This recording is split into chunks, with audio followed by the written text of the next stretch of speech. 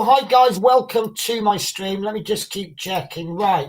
So, this is, as the title suggests, this is an experimental stream. So, what it is I'm actually from a hotel room. I've got a problem with the Wi-Fi, so I'm actually attached to my phone as a hotspot. But I'm thinking this is about as bad as it can get. Excuse me 1 second. Yeah, this is about as bad as it can get. So if we can stream okay with this, I know I'm on to a winner. Anyway, look, guys, so I've got two things I'm going to do. Obviously, you've got the test, which hopefully things will go well. But obviously, I could just do a test. I could just go live for 5 minutes and then go, da-da, end of test. But I thought we'd have a bit of fun. I bought a product yesterday. I've tried it out. It's absolutely brilliant. I can't wait to show you. The other thing is I have a friend who's come to join me. So everybody say hello to Chris Davis. Yeah, hi, Ben. How are you? Yeah, I'm going to turn you down a little bit. I'm going to turn you to about the same level as me. Hopefully people in the comments can give feedback. So in case you've never heard of Chris Davis World, I can't do links at the moment. There's a lot of things I don't know about Melon. But if you type in Chris Davis World is a part worker like myself. He is currently working on the Eddie Stowbar, and I will say truthfully, he's doing a very good job. Anything I missed out, Chris? No, like that, subscribe. No, can you hear me? Yeah. Right. Yeah, I can hear you fine. Right. So what's been happening then? I hear you ask. So about 10 or so weeks ago, I started a new job. And the job, bear with me a sec, actually. I just want to, I like to sort of have the stream on YouTube just to make sure it's working okay. And I forgot to do that. So bear with me a second. If anyone wants to know my channel, then that's it. And that's my channel, guys, if anyone wants to join. Yeah, so just pop in Chris Davies World, but it's pronounced Davis. I know that because I asked him ages ago. Because he's Welsh. Yeah. The Welsh can't do anything normal, can they, Chris? No. Only thing normal we can do is a sheep, and that's it. Yeah. Well, yeah. But yeah, basically, about 3 months ago, I started a new job as a bus driver for a company who I don't know if I can mention their name, but it's a big famous company. Excuse me. Who apparently just bought out Megabus, but that's another story. I love the job. I really do love the job. The money's very good. The only drawback is I do 3 weeks in London. I do 3 weeks in Kilmarnock, which is close to where I live. And I do 3 more weeks in London. And then I have a week's holiday. And then the cycle starts all over again. So I'm actually in the first week of London after my holiday at the moment. As I say, I absolutely love it. The shifts are wonderful. I wish every bus company in the world would look at our shifts. The last couple of days I've been working 6 in the morning till 3:10 in the afternoon. And imagine you get home from work, you're home by 3:30, you haven't got to go to bed till 8 o'clock. That's over 4 hours of hobby time. Fantastic. So this is the first time I came to London. Obviously, we were in this hotel. The hotel's paid for by the company. It's okay. I won't mention the name of the of the hotel, but it does rhyme with Podge. And it's okay. It's not my favorite hotel I've ever been in.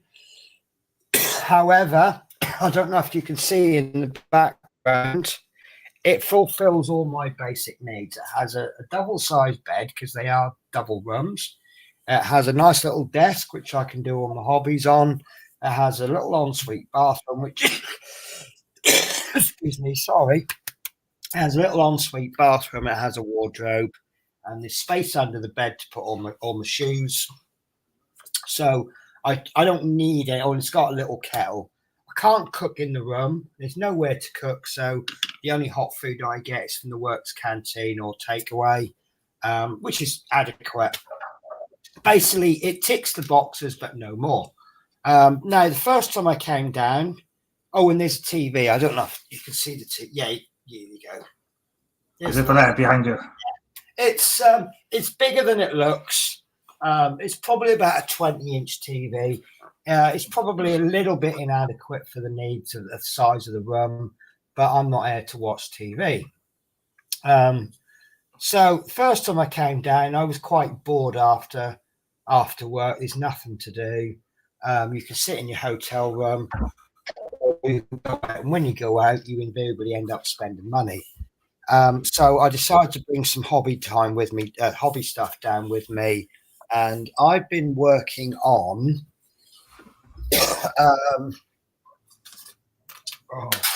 Excuse me 1 sec.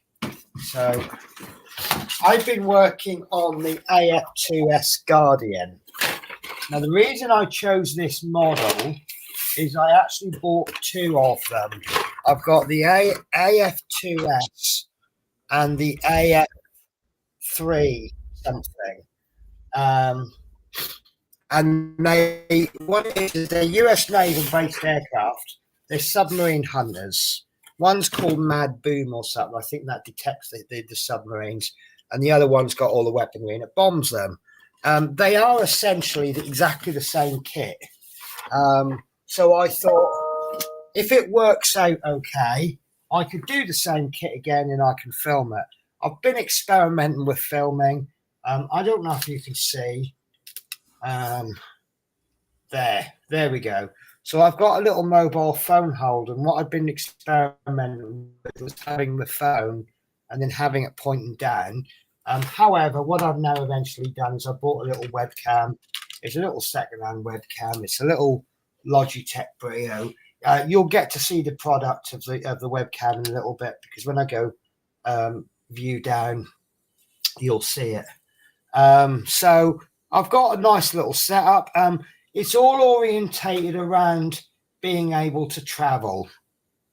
So bear with me a sec, guys. I'm going to add on my mobile phone onto the stream. Now, this is really not a great way to do it, but excuse me, bear with me. You're probably going to get some nasty feedback to start with, and I've just kind of figured out you have to sort of mute me. Join. Yeah.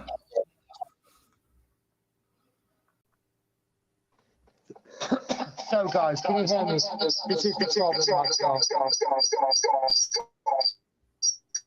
Right.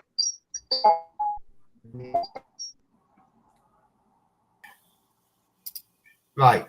How's that? I think that's all right, isn't it, Chris? Yeah.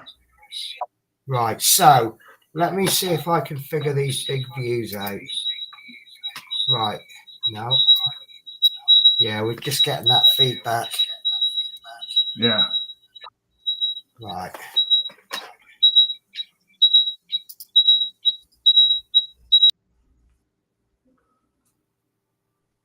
How's that? Right, how's that? Yeah, good. I can't hear you. Right, how's Don't that? know. Yeah. Any good? Yeah, it's all right, yeah. Just got that little fan conflicting. Okay, 1, 2, 3. Can you hear me okay? Yeah. Right, lovely. So this is going to be an absolutely terrible view. Right, turn it that way. Yeah, that's what I was going to say. That about lag. Right. Oh, that's terrible lag. So, yeah, sorry about the lag, guys, but this is my little hobby desk. Nice. Which I don't think is too bad. So what we've got here is we've got a cardboard box, which acts as a spray. Sorry, there's loads of stuff on it at the moment. Now, what I've done is I've cut all the sides of the boxes off. Oh, hang on, I've lost my camera. There we go, right.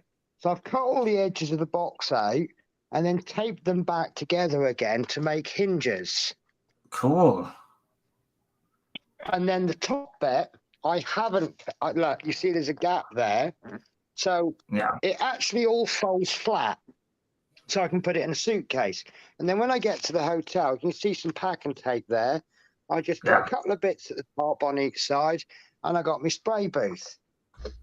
There's my little thing for my paints, and I got my cutting mat, obviously my computer. Now I bought this lamp today, and the reason I like this lamp, apart from the fact it does all kinds of things like change the type of lighting. There's warm white, there's the other white, and there's cool white. You can change the brightness. But the thing I like about it, you can push that down, fold that down, and look, it all goes flat. That's wicked, isn't it? And that's my lamp. Yeah. Yeah. So that's really useful because obviously it's transportable. Yeah. But this is my piece de resistance, as I like to call it. I have two of these, and these are little hobby. These are what I'm reviewing, by the way.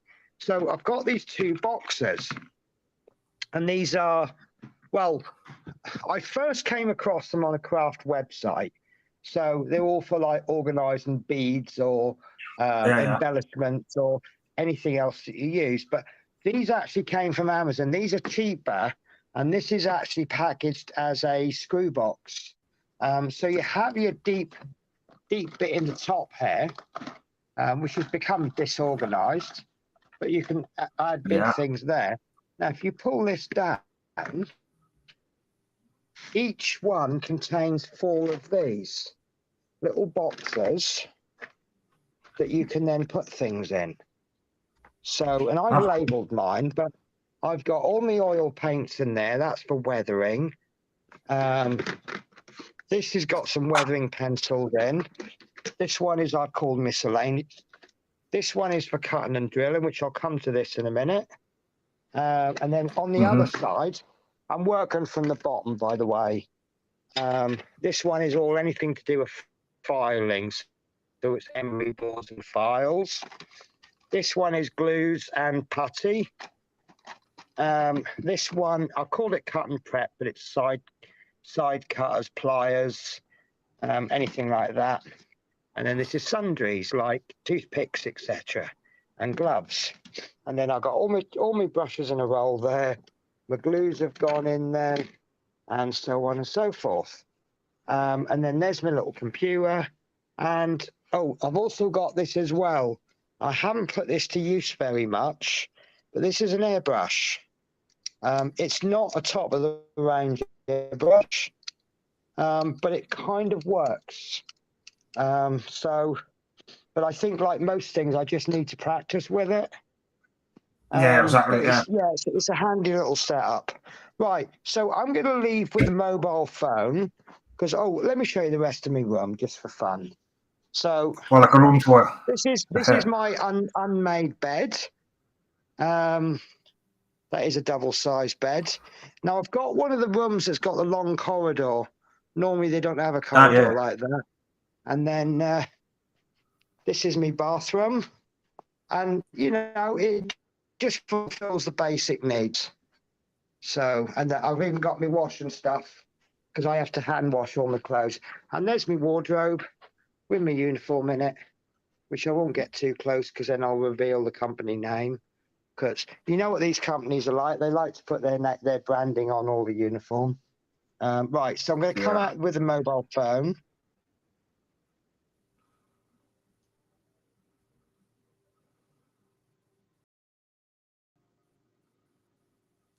Back in. So mute. Right, so can you guys hear me now? Yeah. Can you hear me all right, Chris? Yeah. Good. Right, so that's me back. Right, let me turn that down a bit because that's very loud. Right, so I'm going to do a bit of a catch up, and then we'll do the primary reason why I wanted to do a stream, because I want to show you a product. Oh, this is something else I forgot to show. So what this is it's called Paint Puck. Now, what it is it comes in 3 bits. You have this top bit, which is like a brush stand and stuff. You get a little plastic tube thing, and in the bottom you get like a little drip tray, and you got this. I can't show you because the water's dirty, but so you can't really see in it very well. But in the bottom there's like this knobbly plasticky bit. But what I've done is I've cut the bottom bit off, and then I've left the tube bit out, and it kind of almost perfectly fits a mug. So it means I can use a mug as a paint cleaning pot, which means I don't risk damaging the plastic bit anymore. So I just bring the 2 pieces, they go flat in my little box, and then I just put them onto the mug and I'm away. So it's just a case of just adapting things for traveling. Right, so big hello to Kenneth, who says afternoon from Georgia and hello. We've got Anfield Layout in the Loft. Hi. Now, I believe I met you from watching somebody else's stream. I've forgotten who it was now. Was it Crafty Chris? I might be wrong there. Might have been Alex Horlicks. Teresa said, hi all. How are you, Teresa? Hi, Teresa. Me doing a little test. And then we've got Chris Creates. Hi, Penny, Chris, and everyone. Hi, Chris. And then being ill all day, had dodgy dinner last night, so had food poisoning. Oh, I'm sorry to hear that. Well, I hope you're better soon. Exactly, right, so let's change. So this camera is my new Brio. I'm sorry, Chris. I'm going to just shove you out of the way a little bit. Oh, hang on. Right, there we go. Where have you gone? Yeah, you took the full screen. Yeah, it's fine. Oh, I don't know what's happened there. Right. I'm trying to reorder us. Chris, this isn't working. Can you click on your the smaller camera and put it into the background? Drop it in. I'm trying. There we go. There we go. Right, so Teresa says, good, thank you, good to see you. Oh, good to see you doing a live again. Yeah, the trouble with doing lives is it obviously depends on my work pattern. And I'd love to commit to doing a certain time or day. But I mean, I've been on, well, actually, it's been a bit of a muck up this week because they didn't know I was coming back this week. When I went on a holiday, they actually thought I went back to depot for 3 weeks. So they didn't allocate me any work. So I've been ringing up and hassling, and they've been fudging things around, and I've been getting some shifts. So I've had a couple of earlies. Excuse me. About 20 minutes before the stream, my nose decided to start running really badly, which isn't bad because it means I get to clean my nose out. But the bad news is it would always happen just before you stream. But I've been really blocked up for the last weeks and months. It's been so long. I just kind of learned to live with it. Yeah. So yeah, I mean, tonight I just, I thought, well, I'm going to stream. I've got a little bit of spare time. I don't have to be up quite so early tomorrow, because this is the problem: is if you're up early, it means you've got to go to bed early the night before. And if you're doing a late, it means you can't stream in the evening. So it all becomes a bit of a nightmare. So Anfield Road Layout in the Loft says hi, Penny. How are you? I did have a little look at your channel, actually. I haven't had the chance to sort of sit and watch a load of videos, but there's a lot of makey stuff, and it's quite nice.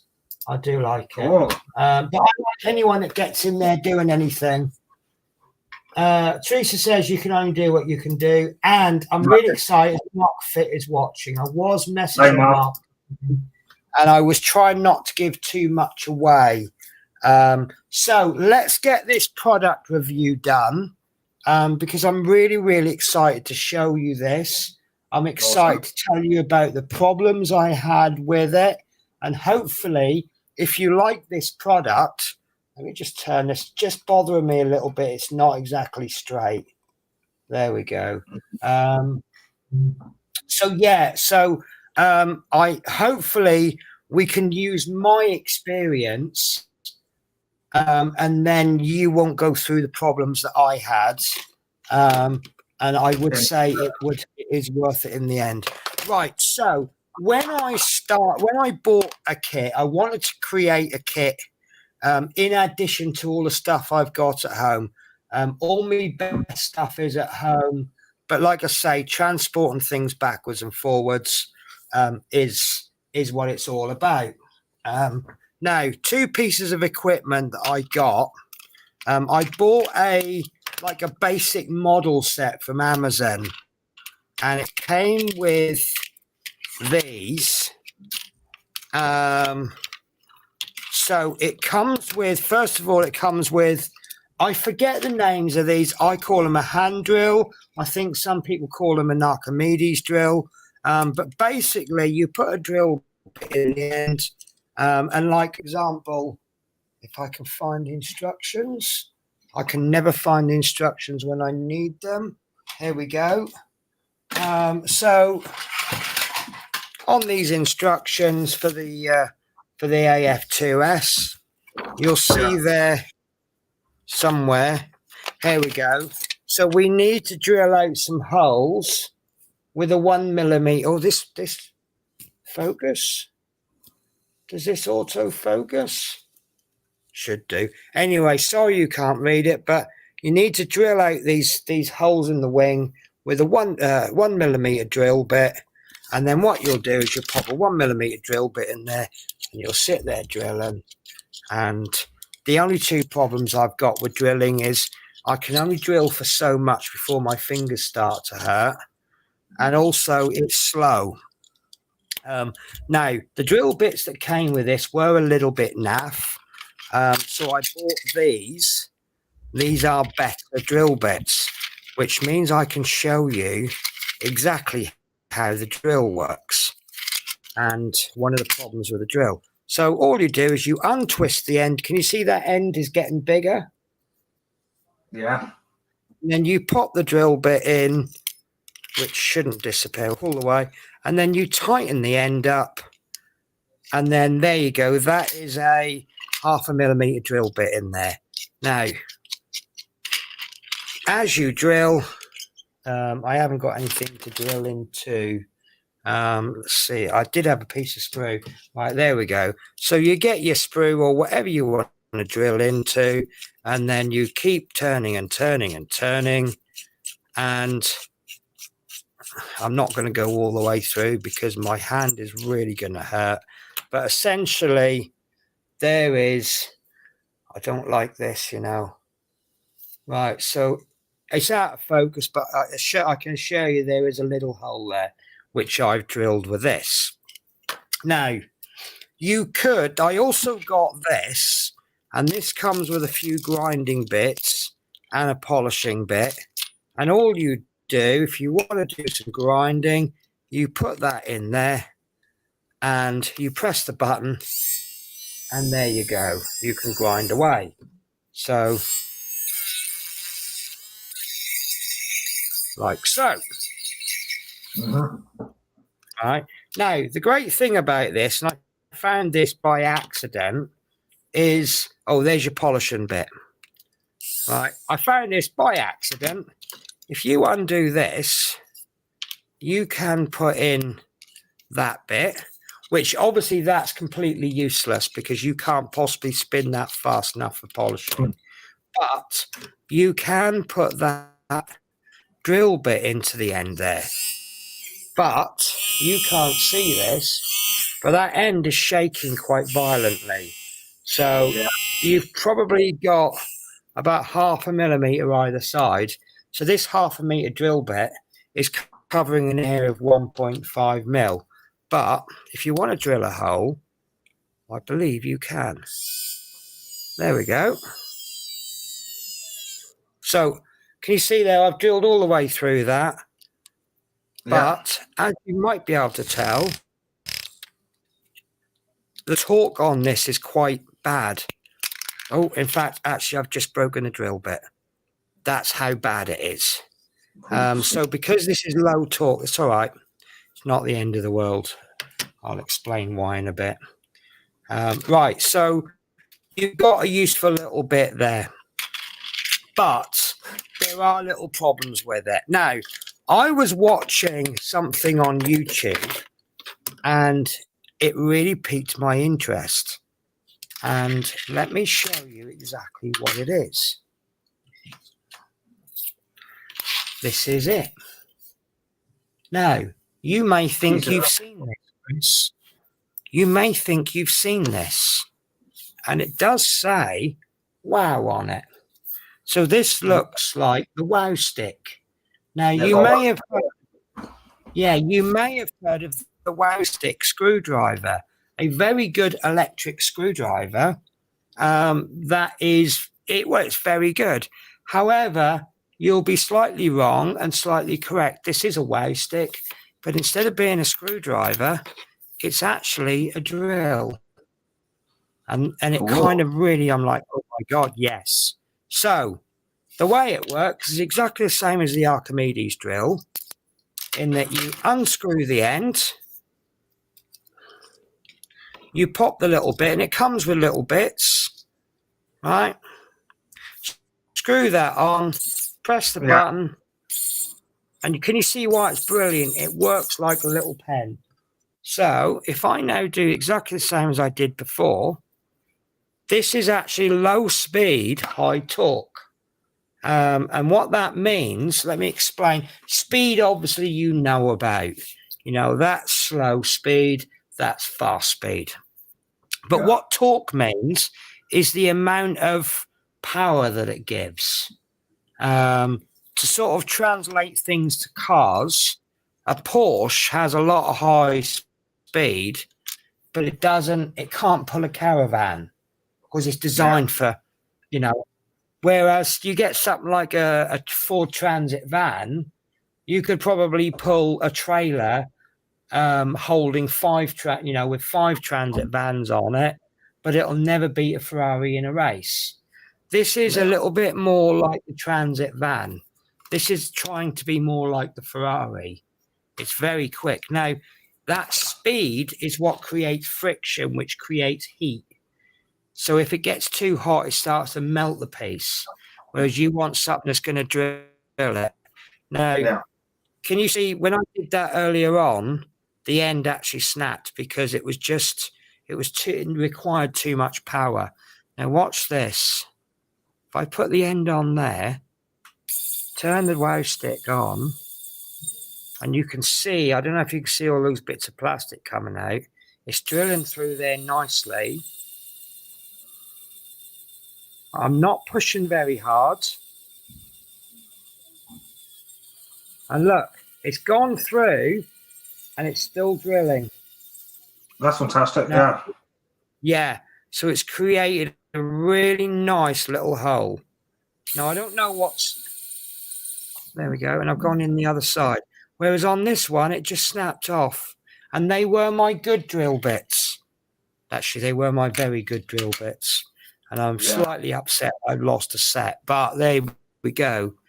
Now, I was playing with this yesterday, just for a little while. I was actually drilling holes in the box. And this was hilarious because you can't really see how much force I'm applying because I could sit there. The trouble is you have to hold it like that because there's your power button. But I thought of a way, if I... So you can see the way I'm holding it, I can't apply a lot of force, can I? Look, I'm holding it at the end. So I can't really apply that much force. But look, it's come through there, no problems. And it's using the drill bit more than anything else. And it really is. Yeah. And that's a really solid piece of plastic. So yeah, I'm really happy with this. So, but you know me, guys. If I see a product that's only for drilling, my first question is, well, what else can it do? So obviously the first thing I'm going to do is I'm going to put my very expensive, lovely, good drill bits in.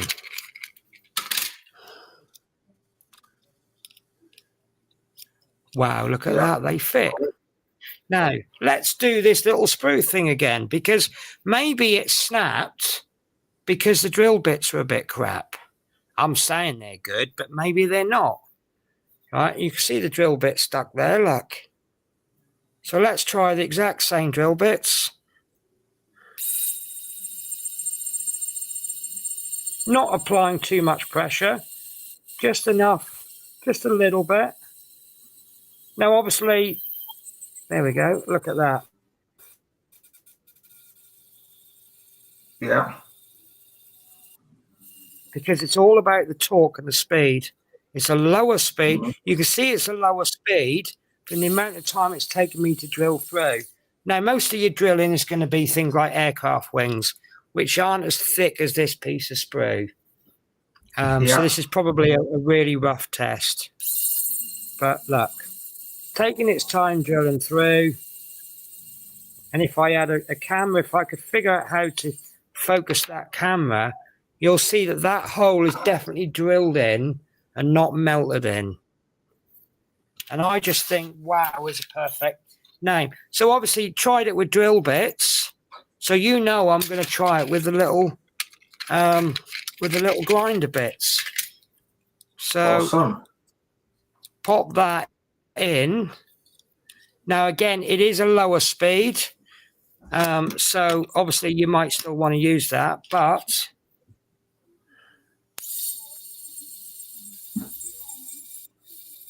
I wouldn't use this for heavy duty grinding, but for little burrs on the end of sprues, absolutely fantastic. Cool. Absolutely brilliant. And it is, yeah. Now, so the trials and trouble, now, it isn't cheap, I'll be honest with you. This is in the region of £50. But the first one that I bought, and I went absolutely ballistic when I got it, because it didn't work. It didn't tighten up enough. The drill bits wouldn't tighten in. You're holding that. You can see the end going around. The drill bits weren't going round. And I've instantly done an Amazon return, and they're going to give me my money back. No problems. There is no problems with Amazon. But someone suggested maybe I got a faulty one. So I did order another one. I left an absolutely awful review on Amazon, but I didn't order from the same listing. I ordered from a different listing. And as you can see, this is fantastic. Now, there is a difference. If you open this up, there's a little collar inside. And you can instantly see now, this works on the same principle as a Dremel. You have a little collar in there. Your drill bits or whatever are going to slide in there. And then as you tighten it, this bit down, is pushing the top in, and that's what's clamping it. But that is the difference. That, I don't know if you can see it very well, but that's a brass piece. Now, the piece I got in the other wow stick was silver, and it was quite a soft looking silver. So I think it's, if you go on to Amazon, when you buy something on Amazon, I lost my phone. Can you believe that? I put my phone down and now it's gone. How does that happen? Well, don't answer that, because you know with me anything happens. Right. So, right. So let me just do this off camera in case I accidentally reveal things I don't want. Right. So this is the Wow Stick that I bought that was no good. Right. Nice listing, £46.19. That's going back. Right. And look, there's the listing. Right. Looks wonderful. Blah, blah, blah, blah. Right. All the drill bits. So that little bit, that little drill bit there is a 0.8, going up all the way to 2.2. Now, if you look in the top right-hand corner, it says, visit the Wow Sticks store. Ratings 3.9 out of 136. And then this is the important bit as well. Dispatches from Amazon sold by Aquera. I don't know if you can see that. Now, if I go back, this is the one that I bought yesterday.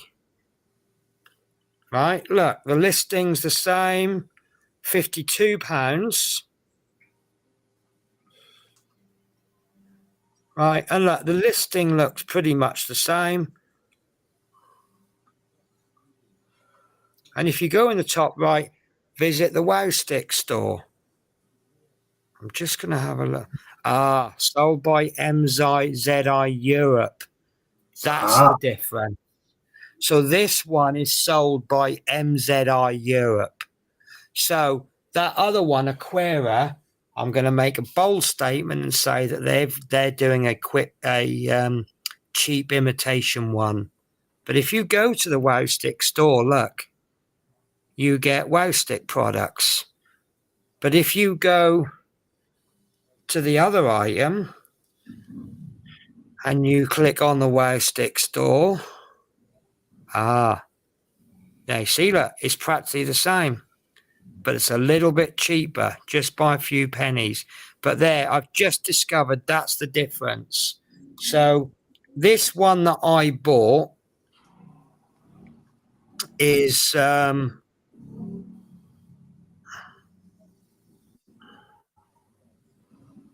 is it? MZI Europe. Yeah. That's the seller on Amazon. Mm-hmm. So, and actually, no 1-star ratings, which is a shame, because you know me, I love reading 1-star reviews, because half the time they just make it up and it's just totally irrelevant. But let me have a look at the ratings for the other company. Yeah. Because it might be a difference. I never even thought about all of this before. So Aquera, 93%, 4.6 out of 5, but they have got a 1-star rating. You know me. So, delivery states the parcel has been delivered, but no item received.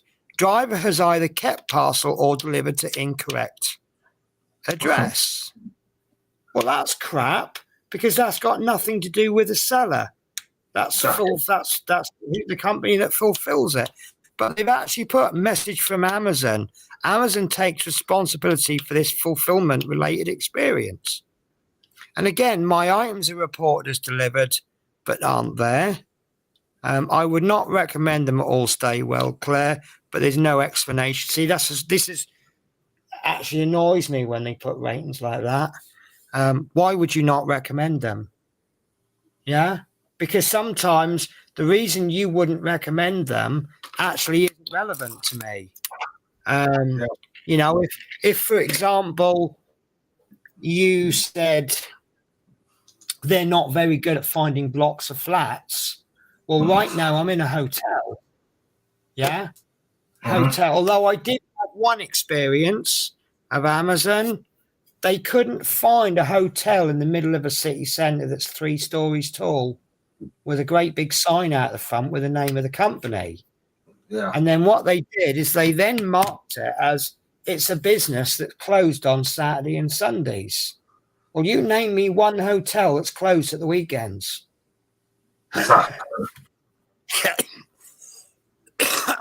Has absolutely zero. There we go. Look, has absolutely zero talk. Looks nice, but just utterly pointless. Is not up to the job.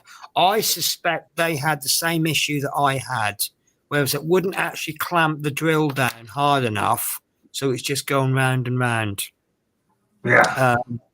But yeah, so that's the dodgy one. But the thing is, I could do a naughty hair because the one that's good is £52, reduced from 62. This is the thing; it's reduced from £62.99 down to 52. The one that's dodgy is £46, reduced from £65.99. Right. So the alleged original price, the cheaper one, is actually more expensive. But I'm not going to, but I could be naughty here. I could actually say I want a refund on the one that cost me more money and send back the inferior one. And they'd probably never know. But I'm not going to do that because I'm honest. But yeah, so that was interesting. So yeah, so if you're interested in buying it, guys, right, I'm just going to attempt to change my camera. We had a bit of fun. Now this is going to be low quality because this is the inbuilt camera on a cheap Mac, which I've now been reliably informed was a terrible purchase, and the guy at a certain second-hand store, I don't, guys, and you know me, unless it's worthy. Like, for example, I'd be quite happy to say, go to Smith Speeds. They're awesome. Exactly. Yeah. But yeah, so I won't advertise brands that, well, saying that, a certain second-hand store, I don't normally use them because I find them quite expensive. And I don't find their knowledge base to be, the staff don't seem to know about the product. But the one I went in today, the guy, well, he spent a lot of time with me for not an awful lot of money that I spent. And he sold me some good stuff today. And he said to me, he goes, how much did you pay for that laptop? And I said, 380 quid. He says, there's a window. Because I'm not really up to date with, I don't really know how to use Macs. I'm not really, it's inexperience more than anything. Yeah, if you're not used to Apple stuff, yeah. Yeah. And I've only ever used Windows, and I've got a Windows computer at home. And one of the things I'm worried about is creating video files on the Mac and then uploading them to Windows. Because I bought an external hard drive. So that I can like when I do OBS and stuff, I can record it straight to the hard drive, unplug the hard drive, plug it in the Windows PC, and he says, yeah, that'll work fine. But he said to me, he goes, there's a computer here for 400 quid. It does 3 times what your Mac will do. Because obviously Mac, a lot of it is you're paying for the name, aren't you? Yeah. Just the fact it's got Mac on, the computer is probably worth half of what it's worth, what they sell it for. It's just that they double the price because of Mac or Apple on it. So yeah.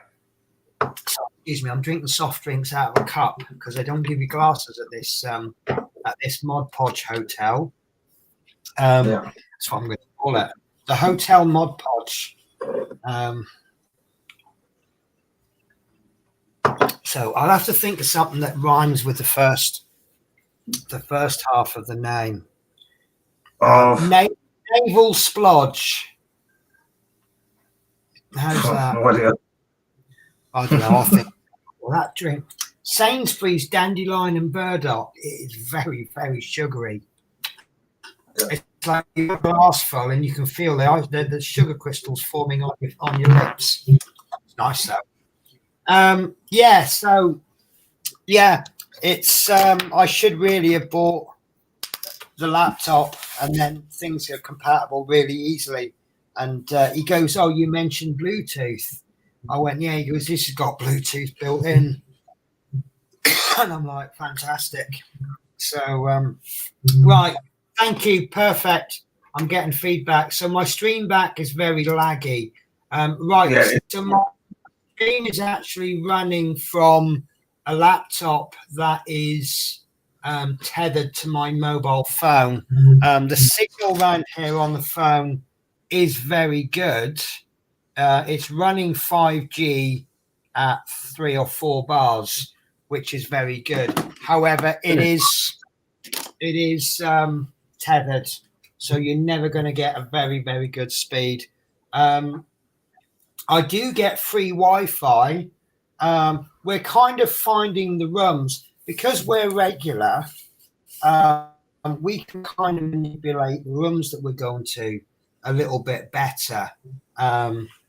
Each floor is built exactly the same way. So if you all of the rooms have three numbers. So I'm in room 122, which is basically means the 22nd room on the first floor. I was in room 101 the first time. I was room 210 the second time. Now the rooms from 4 to about 15 are really good for mobile phone. Pick and sound in bad. So is the sound terrible as well? The sound might be bad because the microphone's coming through the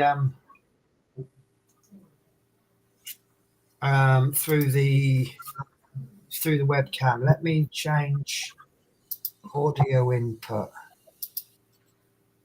Right. So is the sound any better now? It might be. Now I'm actually looking into the laptop. But this is why I've called this a test and a product review. I can always do the product review again on a better quality, but obviously I had this problem before when I was, it's better, wonderful. So obviously because the microphone was behind me, so I might have to get a proper mic. And obviously because I'm after travelability, I might look at getting one of those little mics that I could just pin to the t-shirt and just that would be hello. And I look like a secret agent now because I'm yeah, okay. This is why I do these test streams, and I really do appreciate people giving me feedback. Obviously there's certain things that I can look at and I can work out myself, like the picture quality. I mean, I had the problem before when I just really couldn't get a good stream, could I? And it turned out to be my broadband. Yeah. And I didn't realize at the time it was my broadband speed. And I was trying to do all sorts of things. And I even wired my broadband in directly to the router, and that wasn't doing anything.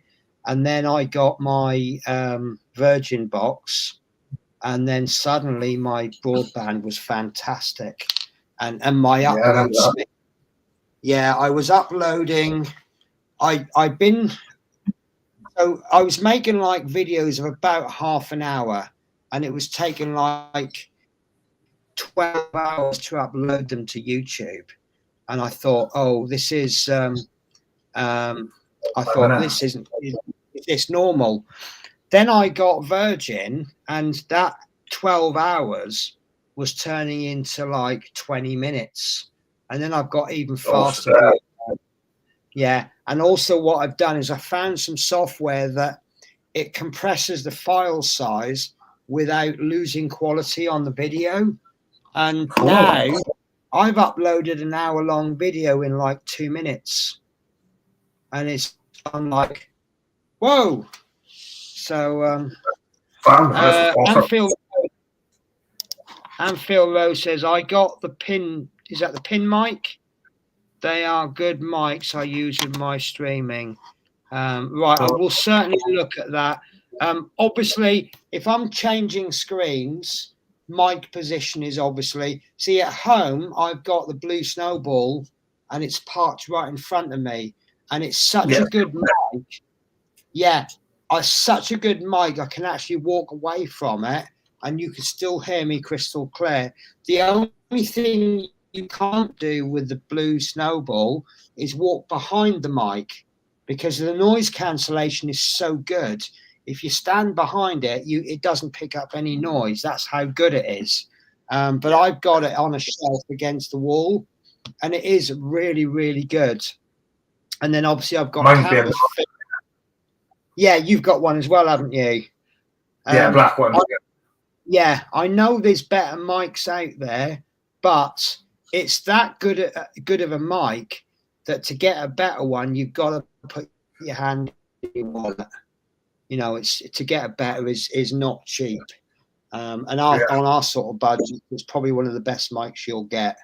But before that, I was using had a headphone and mic combo. So yeah, and I don't mind, but do you really want to see someone, you know, whoa, hello, and Earth more, you know, Earth calling Mork, and you know, so I just think it looks better when you look like you've got that freedom. Yeah. Will Mike? It won't be soon, because I've had some things happen at work that's costing me a lot of money. Like this new job. Did you know if I commit any traffic offences, I have to pay?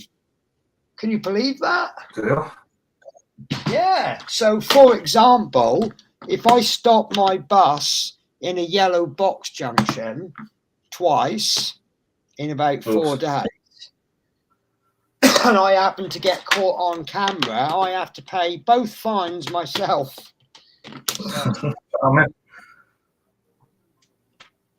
No, it's that's the other thing I meant to say about this. So my little travel kit looks something like this. Because of that, because of the Wow stick, I can get rid of that. And that goes in, and now I've got this great big gap there. And just as importantly, this runs off batteries, which is fine. When the batteries run out, you've got to replace them. Yeah. This, I don't even know what the battery looks like, because there's the USB-C charger port, which is the exact same charger cable as my phone. Apparently it takes about 40 minutes to charge up from dead, and that lasts 2 hours. Now, 2 hours doesn't sound an awful lot. However, you don't normally use a drill constantly for 2 hours. You'll use it for about 30. Put it down, pick it up. If you can wear that battery out, in one hobby session. Well, you couldn't. I don't think you could, because if you're doing that much drilling, you're going to have to take a break. So have a spot of lunch, stick it on charge. By the time you come back, you've got enough battery power to use it in your second half. But to be honest with you, if you're using that, if you're actually using that much drilling, buy 2 of them. You're obviously some kind of professional doing it for money, aren't you? So use some of that money and get yourself 2, and then have one on the charge because according to manufacturer statement, it will last longer than it takes to charge. 40 minutes to charge it, 2 or 3 hours, or was it 2 hours to wear it down?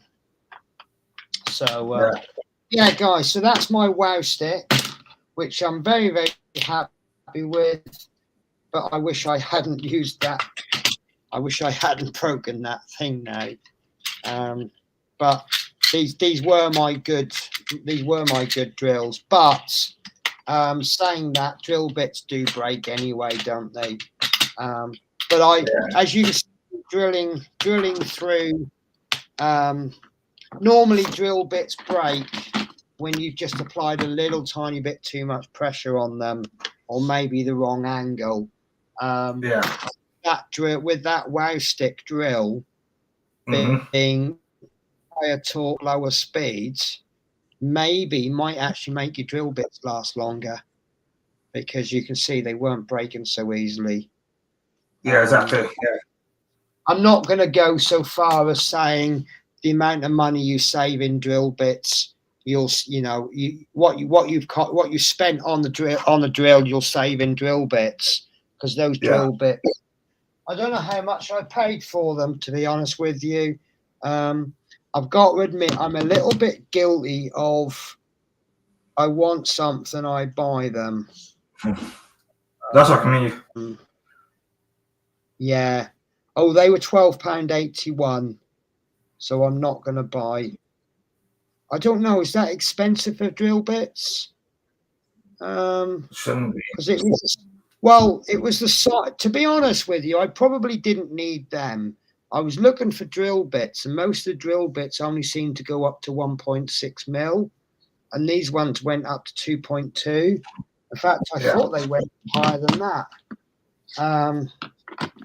And I don't really want to spend 12 quid just replacing one drill. I'll have a look. Maybe I can buy a single drill bit. But I did actually see, for quite a lot of money, actually, a little bit more money, where you get like 5 or 10 of each size, which suggests to me that they know they break. It's common that they break. Probably the George one. Yeah. I've just interpreted that comment. Actually, I think that's supposed to say I got the pin vice. They are good. Why are they called pin vices when they're not vices? That's something I've always thought. A vice to me is something that sticks on the desk. You turn a handle and the two sides come together and they hold the piece. Yeah. So therefore, a pin vice would be maybe 2 pins that come together, not something you'd use for drilling. But mini drill is another name for it. Some people call them. I think the Archimedes drill, I think the difference between that and the Archimedes, I think the Archimedes has actually got a thread built into it, and you actually push the back down, and it actually causes the end to spin. So you haven't got to do that so much. It doesn't hurt your fingers. Because when you're my age, 51 next week, doing that a lot starts to hurt your fingers. And I've got a horrible feeling I'm starting to develop trigger finger. It kind of, there's a lot of people in my family have got it. And I've been like, where I've been holding stuff, this doesn't happen all the time, but I've been holding stuff and working on it. When I've gone to open my hand, it's done that. And this middle finger sticks. And I'm like, oh, no, oh. And then I pull it back and it's all right. But that was exactly what my mother used to get and my great aunt. And my auntie had hers operated on. They cut the tendons or something in a certain place. But basically your finger sticks. And as you see, mine's absolutely fine right now. It's just like if I'm holding something in a certain way. What was it I last did? I get it occasionally with diamond painting, where I'm holding the pen, and then like that. So I'm wondering, give it another 10 or 20 years, will that happen? Will that be a bit worse? And what's what's that other thing that people get? Carpal tunnel, that's it. Yeah. Because the old-fashioned way was to put your hand on flat on the table and then slash your hand with the book. And it breaks all of the... It's a build-up of something if you smack your hand, and they always used to say a Bible was good for it. And the reason the Bible was good was because you want a big, thick, heavy book, and you'd grab this Bible and you'd go smack on their knuckles, and it would break all the whatever causes carpal tunnel. Yeah. Or the easy way to. But again, now these days it's an outpatient appointment at hospital. You don't even stay in, and you'll be out the same day. Yeah, cool. Yeah.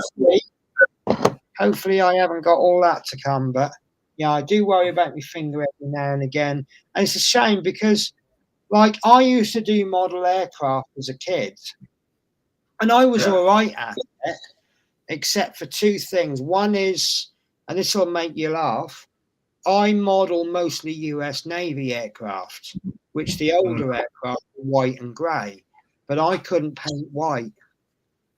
I always used to get chalky finishes and brush marks.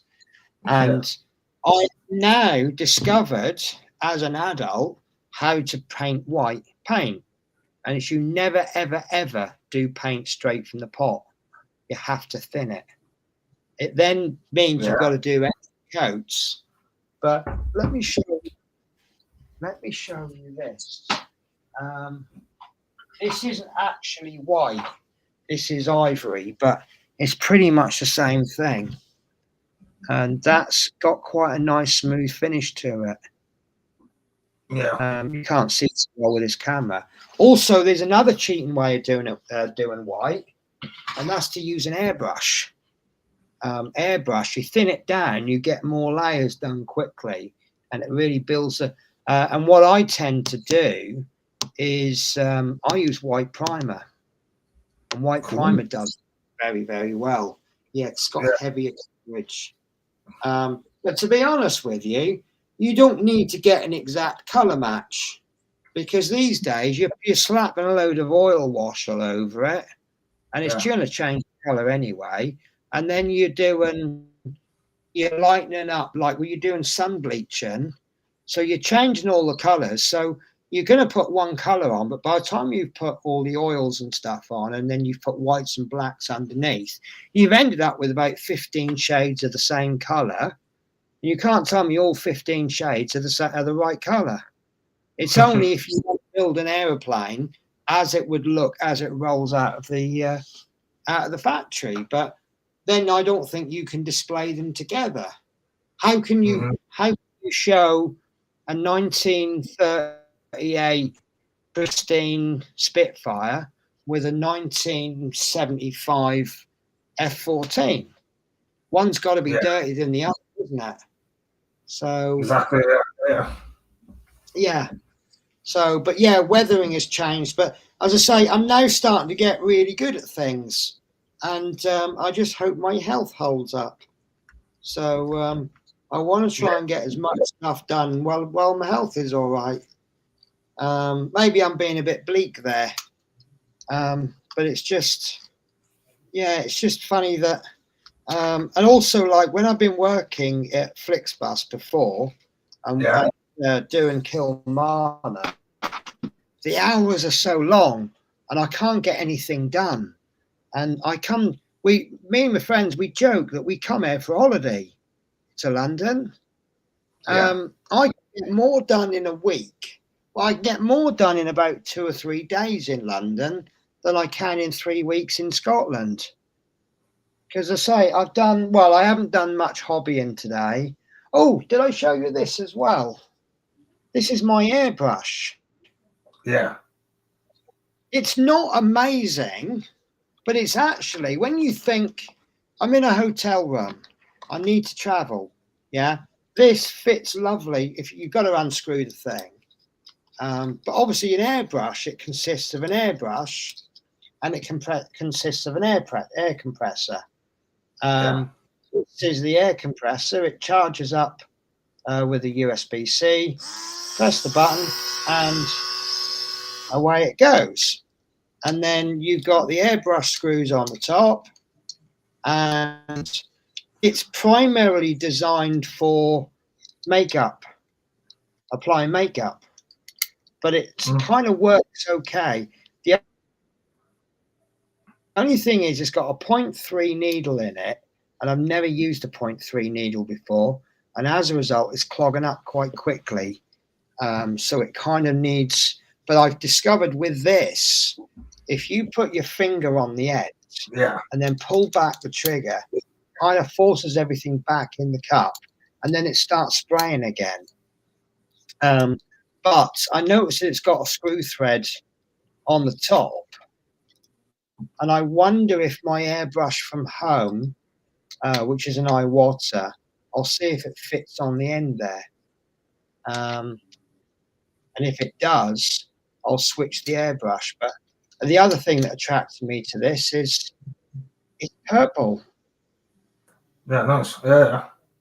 It does work okay. It's not. It isn't the airbrush.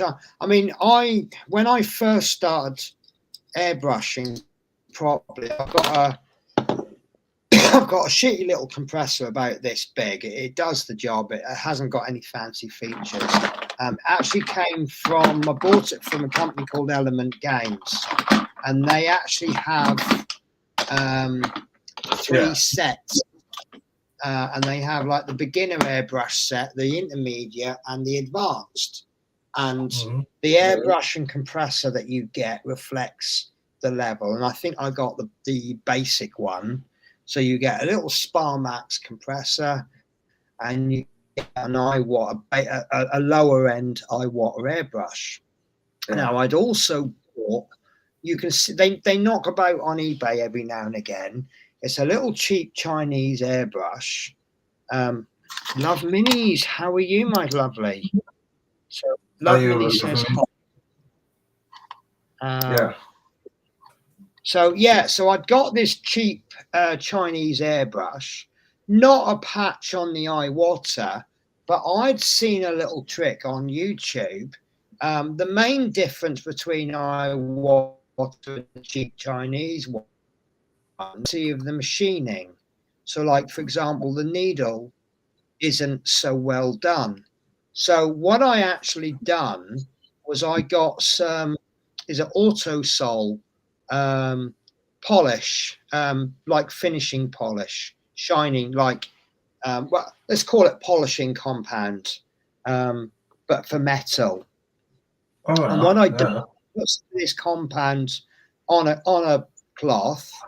I put the needle into a Dremel, and I turned the Dremel on, and I just ran the cloth with the polishing compound up and down the needle for about 5 minutes, which at the speed the Dremel was doing was probably about the equivalent of 2 hours worth of polishing with Autosol, and it really did smooth it out.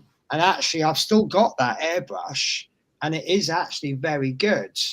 But when you're using it for base painting and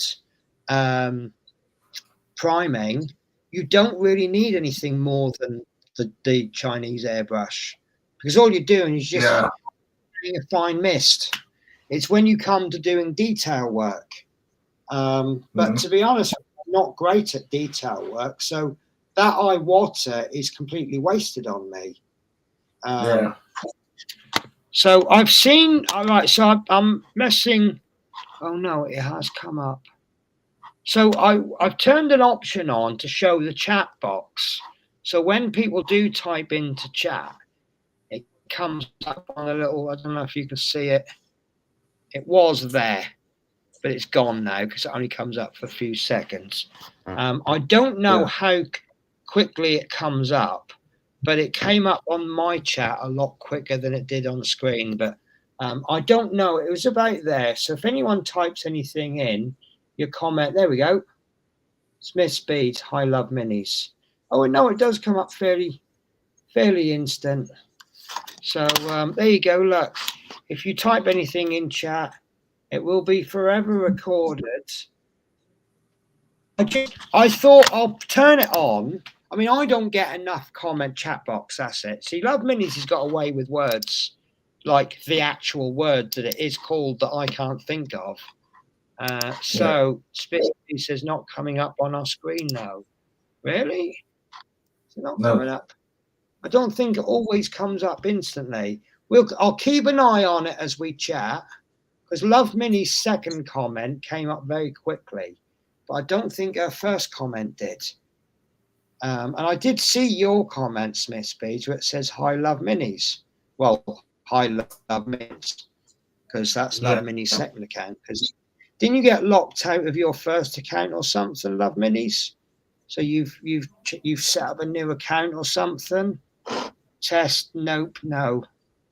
Okay, all right then. So maybe I don't know, something I don't know. I'll think of some. There we go. Look, there you go. It's all coming up. Do you see it all come up straight away? It's in a box about there. I can see the little chat thing on the right side of that. Yeah, it's also changed colour. I'm pretty sure the titles were in white a minute ago. There you go. It's gone now. So it just comes up for a few. There we go. Look. No box. Yeah, well, no box. Can you not see it? No. Yeah, maybe it's awkward. Right, let me have a look at the stream on YouTube. Maybe it's just for me, like watching it on, because I'm using Melon. Yeah, maybe I look like a mime now, because if I'm sitting there doing this and there's nothing there, yeah, just holding your fingers 2 inches apart. So let me. Right, so I'll put a comment in. Right, it's popped up on my chat in Melon. Hasn't popped up on screen yet. Insert Chris's face lay. Oh yeah, sorry, I haven't got Chris. I'm being really selfish now, aren't I? See, I'm just waiting for it to come up now. I can't see anything. See, I think sometimes it comes up pretty quickly, and other times it doesn't come up for ages. Yeah. Oh, I just noticed how wrinkly my neck is. I'm getting really cold. I've just done there. So there we go. Right. So there it is. That it's there. It is there now. So let's have a look. I'm actually watching it on YouTube as well. I know there's a bit of a delay. It's still there.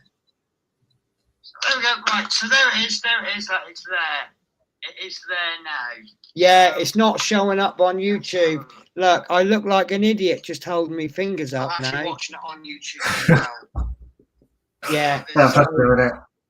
Okay, so there's me looking like an idiot going, look, there's some chat. There's some there now. Mark Fit. Can't see chat all. I'm watching on TV. Yeah, so it is actually where my fingers are, but it turns out it's only actually in my stream software.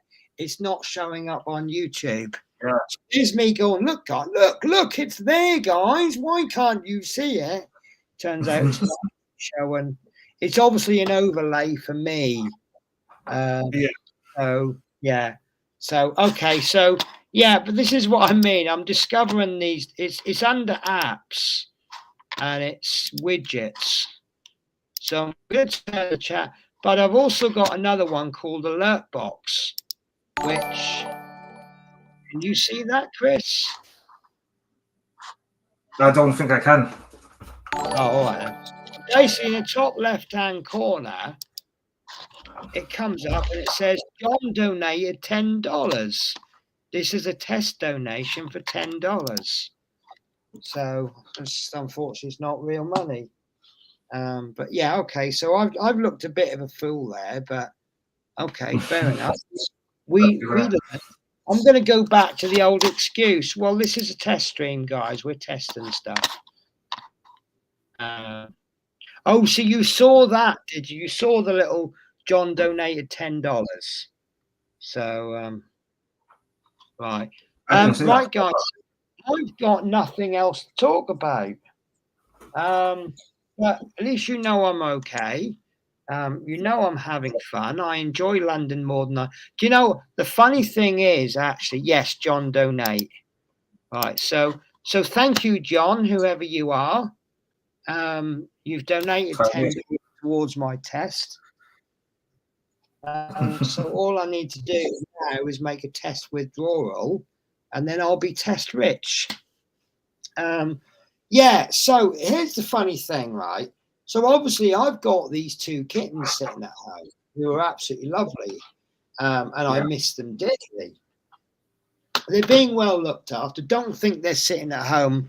You know, here's a couple of tins of beans and there's a tin open to help yourself, guys. It's not like that. So I have my neighbour underneath. She comes up in the morning.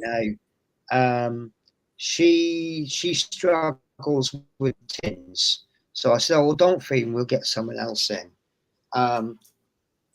Excuse me. So she just comes up and she just comes in. She makes a cup of coffee. She sits on my sofa. Peter Webster, how are you? Hi, Peter. Hi, Penny Chris, even.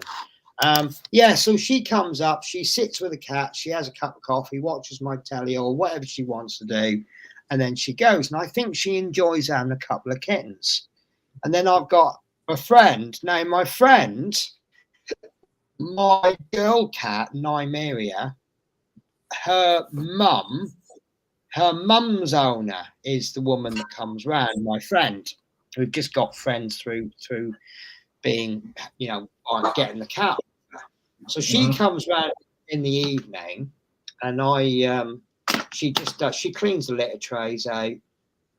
She feeds them, gives them treats, and a little bit of fuss. And her daughter comes with her, so they're very well looked after. But the first week of the 3 weeks I'm in London, I'm full of excitement, enjoying London. I'm actually in a place called Barking, which is interesting to say the least. It's very busy and full of nutters. London seems to be a very selfish place. It's like when I came off the tube, almost at the hotel, I got to the barriers. Now, I don't know if you know, but when you go through the tube barriers, most of them are a normal size for normal people. But then they have 1 or 2 barriers at the end that are extra wide. So if you're in a wheelchair or you've got extra big suitcases or something like that, then you can go through that one. And they actually open from both sides. But what happens is if you open it, you put your ticket through, it opens, and then you go through. You now can't open it from the other side for about 30 seconds. It kind of locks it as a one way. But all the other barriers, they have to be switched. So what they do is, it's quite handy because say they got 10 barriers, in the morning, they might open 8 in one direction and 2 in the other. And then when it gets busy in the evening, they might switch it. So it's 8 the other way, you know, or whatever. But anyway, I'm coming up to this barrier. I'm struggling with this suitcase. I've got up to the barrier. I'm just getting my ticket out. And this guy from the other side, no bags or anything, he shoves his ticket in and walks through. And I just go, what the fuck? And he looks at me and I'm like, can you see I've got fucking bags and you got all those other, and he just went and walked off. And I'm like, what the hell? And they got no concept of queues in London. It's, I don't know. See, I think because on the continent, they don't do queues, do they? Queues is a very British thing, isn't it? And it's like, that, you know, comedians make jokes about the British people, that people will join a queue just to see what they're queuing for, you know, and that is a very British thing. But you see, because there's so many foreign people in London, they just completely lost the concept of queuing. And it's just a case of who can get there first. And it's like you'll be sitting waiting in turn, and then suddenly someone will come in, and I've just got to the point where I've just gone, no, I don't think so. Get out of the way, which then makes me very un-British, doesn't it? Because British people don't fight; they just tut. And if they're really angry, they write a letter to the Telegraph, Daily Telegraph. Well, that's the joke, isn't it? If you make someone English angry, they just go, yeah. And if they're really upset, they write a letter to the Daily Telegraph. I am very upset. That's how they go. So it does wind me up because I can't imagine the chaos. If there was no queues, queue just seems very ordinary to me. You know, I got there before you, so therefore I should access whatever I'm queuing for before you. Yeah. That just makes sense to me. But when I'm driving a bus, I don't care. So now when I'm on a bus, you'll see two people and they'll both be going, after you, and the other one will be going, no, after you. And the person, no, after you. And I'm like, get on the bus. Just get on. I don't care who gets on first. I'm late for my dinner. So, yeah. Oh, I don't know. They're just, London is a different world. I think England should be split into two countries. You've got London and you've got not London. It's just, that's all you need. It's just, maybe it's a big place thing. I don't know. So if chat's been going a little bit mad while we've been chatting. Can't see the chat, but I'm watching it on TV. Yes, I see it start, not now. Yes, see that. John donate. I see that too. So what I'll have to do is I'll have to come up with some test donations. So just every now and again, I'll just hit the button and then it'll just keep saying people are donating money. And then eventually everyone else will go, everyone's donating money. How can I donate money? How much do you want, Penny? So that'd be good, won't it? It's okay. So yeah, just basically everyone's saying hi to Peter. And I feel really bad because just as I'm thinking about winding down a stream, I always get someone come in. So let me show you what I'm working on then. So this AF2S Guardian, it is an absolute picture plane. It's come out okay, but it is such hard work because nothing's fitting properly. I've had to sand the seams. I've had to sand and fill. I still haven't got perfect on the top, but I've just got to the point where I've just gone, do you know what, that'll do. The engine made me laugh because the engine, let me show you the instructions for the engine. The engine, I am not lying, right? This is a 1 to 48 scale airplane, and the engine comes in 22 parts with an additional extra 18 parts. You can add the wires in. But there's the I'm going to steal full screen off you, Chris. No, that's put you on full screen. You've got the two arrows on the thing. That's the instructions for the engine. Yeah. And then at the end, you've got to put these wires on. And I'll be honest with you, it said, well, the way they're written, it says wire 0.5 to 5 millimeters. 0.5 to 5 millimeters. So does that mean you can use anything between 0.5 and 5? That's a lot of difference. So I couldn't be bothered. I just used a paper clip. So I don't know if you can see in there. So I've done it all with paper clips. And as you can see, most of the engine's been covered up by the engine cowl after all that. But I put some weathering on. I just slapped some oils on. And I give it a semi-shine. And as you can see, it's unevenly dirty, and that's the kind of way I left it. Ignore this black. That's where I painted the inside. But after all of that, and I don't think the engine's level. I don't think I glued it exactly central. It doesn't look exactly in the middle of the engine. But I just, you know, learning experience. I might buy this kit again. Then you've got the tailplane. Is quite interesting. So this one, because it actually sits too low, and it doesn't. There's a little step there, and keep filing this little flap away.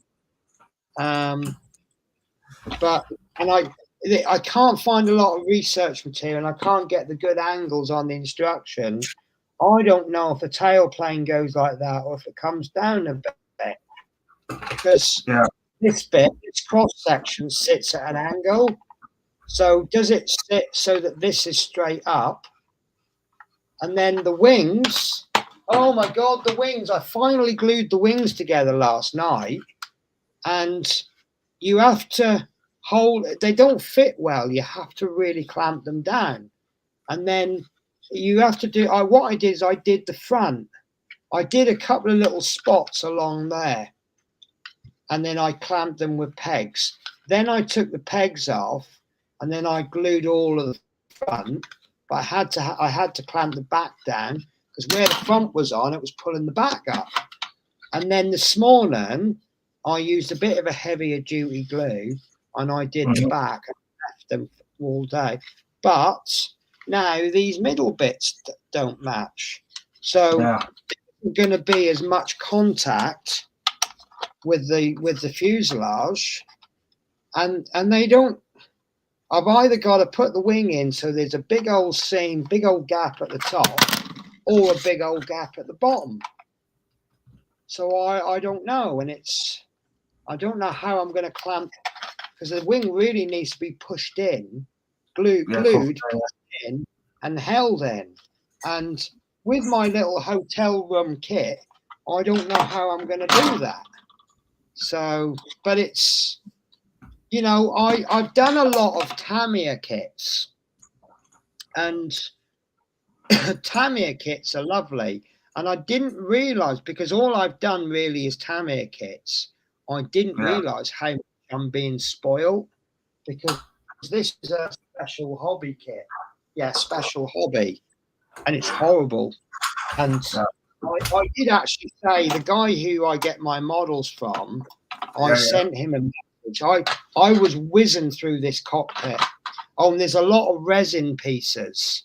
And the trouble with resin, you can't use polystyrene cement. So I'm having to use super glue. So whereas with the polystyrene cement, I'll hold a piece together and I'll just brush the glue in, and I can sit and hold it for a couple of minutes and it's done. Well, you can't do that with resin. But I mean, here's the cockpit. I've done all the seat belts and everything. It's photo etch, and it's nice once I've done it. But there's a lot of you using a piece of sandpaper a lot on it. But I was whizzing through the cockpit, and I said to the guy, I go, I think I'm gonna finish this with 3 weeks. I said, I've got a bit of a semi-emergency. Can you send me another kit?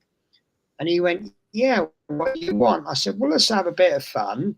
I said, just send me a kit. I said, you know what I like from my order history. I said, or you can send me something completely different. I said, the only thing I don't want to do is World War II RAF or Germany, because Spitfires tend to, and I'm not really into the camouflage, and the colours I've got is sort of more set up for this. And I said, and like the Messerschmitt 109s, the camouflage on that, you really want to use an airbrush, and I didn't have an airbrush at the time. So he says, okay. And I thought he'd spoiled it at first, because he goes, oh, I've sent you a Cold War carrier-based aeroplane. I went, oh, maybe it's something Russian. And I'll show you what came through the post for me, which is still sitting here because I haven't finished the other one. And he says it goes together really nice. He said he's built one himself. It's a really nice kit. And that's what I've got. So this is the Demon. And I actually like this. I've done a bit of research on it. And it wasn't a very successful aeroplane. And, you know, when we do these model kits, you know, we do legendary aeroplanes. You know, Spitfires were one of the major factors to winning the war. Tomcats, F-18 Hornets, you know, that Demon, it really wasn't a very good aeroplane by all accounts. And it was superseded by the Phantom, the F-4, which was a good aircraft. But then the Phantom had its problems. But then a lot of things had problems because you build an aeroplane to fulfill a particular job. It fulfills that job very well. Then the countries on the other side, they build things to counteract what you've built. So they come up with something even better. So now your awesome aeroplane now actually is quite useless because the rest of the world has jumped ahead. So now you need to build, and that's how it kind of goes. So, so Peter Webster, I'm so backlog with all my builds since my operation. I struggle getting motivated to do much. Need to get my arse into gear. Do you know, I actually suffer a little bit from that. I have times when I'm really motivated and I get on with stuff. Most of the time I spend about half an hour to an hour. And that usually does me. Sometimes I'm just not motivated. Other times I just don't get time. I'm going to have a couple of days next week where I'm not going to get anything done because I'm on a late shift, followed by a middle shift, followed by an early shift. And what that means is for 3 days, I'm literally going to be coming back to the hotel, straight into bed, sleep, into work the next day. But what it means is when I go from earlies to lates, I actually end up with about 24 hours off from one shift to the next. So it kind of works in reverse. But on an average day, I get about 3 or 4 hours available to do some hobbying. Yeah. Interesting. Yeah. Yeah, it's all about averages. Sometimes I get loads of time, sometimes I don't get much at all. And I find with hobbying, you only about half an hour to an hour sometimes. I did some work on the wings this morning. That was about 10 minutes work. That was all I needed. And then I thought I'll get them glued up before I go to work. I got these pegs from Sainsbury's. These are like the new hobby clamps. They've got rubber on the inside. They make very good clamps. So when I went to work this morning, my wing looks something like this. And it just basically you glue something together and then you clamp it down with the pegs. And that's what my wing looked like this morning. And then when I came home, I take all the pegs off, check for any gaps. And there's a couple of little gaps. There's a little step on one of the wings. So I'm going to have to just run sandpaper along there. But I don't think that's going to bother things too much. It's a little bit of overflow glue on there. So it's a little bit, it's a thick glue I put on. I don't know if you can see that big shiny line, but that's big. Yeah. What I'd done was I was trying to run some glue in the middle there. I found the gap in the middle. I put my fingernail in it to open the gap, and I was trying to run the brush in the middle, and I actually completely missed. Instead of getting it down the middle, I actually poured glue down, or white glue on one side. But I've tried to limit the glue because obviously the more glues I've got, I'm trying to get rid of that. That's my thin glue, but that does all kinds of plastic, but it doesn't match my Tamiya glues. And then I got this one, which is my slower drying one. But this is the same as Tamiya extra thin. But I didn't bring a quick drying one, because then that means 3 bottles of glue. And I'm obviously trying to reduce it down as much as I can. And I did bring pallets with me, mixing pallets, but I don't use them anymore, because what's the one thing you get in every single hotel? Oh, milk. You get tea and coffee, don't you? Mm-hmm. I haven't got any. Here we are. And you get these little stupid, horrible milk packets, don't you? Yeah. So I need 4 of them for 1 cup of coffee. So what I do is I keep them. I rinse them out and keep them. And they make absolutely fantastic mixing pots. So, Oh, what should do it? Look, there's one I used last night when I was painting the engine, the exhausts. Yeah. So, magic glue works on more different. Yes, I found that because I bought Tamiya do ABS cement for gluing ABS glue plastic. Yeah. I bought some, quite expensive. And then after I bought it, I read the bottle. Can you see there? Bonds, ABS, styrene, plastics, other glues cannot. And that isn't lying. It can. It is very good, actually. When I bought this from a model shop, and he said to me, he says, a good friend of mine who's a rep, he said he's got these bottles of this new glue. He says, I've never used it before, and because I just happen to be after glue. He says, do you fancy giving it a go? He says, if you don't like it, he says, forget my normal terms. He says, if you don't get on with it, just bring it back and I'll give you your money back. Mm-hmm. I said, all right, fair enough. I'll give it a go. So I took it home and I used it.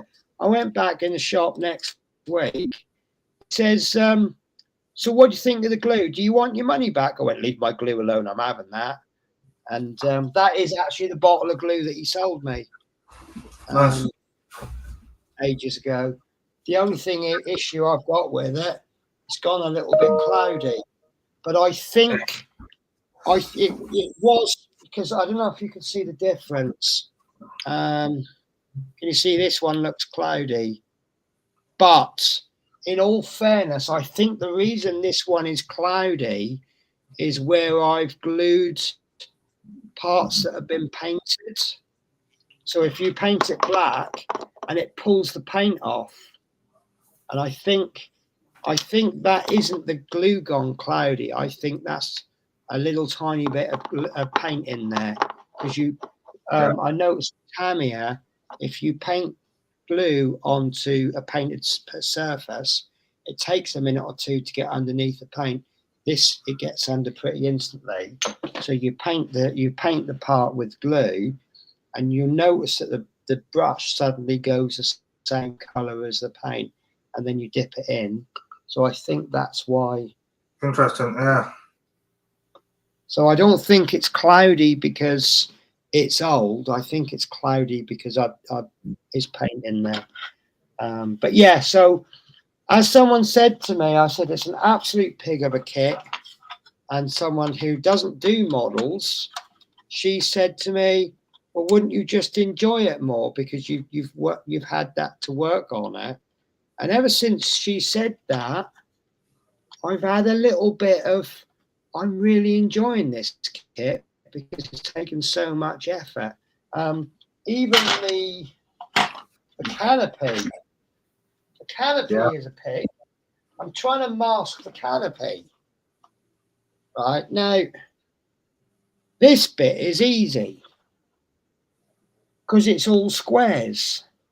And what I'm doing is I'm cutting little strips of masking tape and just putting them along the edges. And then once I've done that, you see, like I've got a little triangle in there. That's me starting the next square. So I just pull up along the edges, and then I just fill the middle in. So that piece there is about 10 little bits of masking tape on there. Right, that's fine. That's going really well. Yesterday, I don't even know if this has been done very well. I've had to mask a curve. And the only way I could think to do that was to cut very, very thin strips of masking tape and then work it round. But you've got to try and get that exactly right.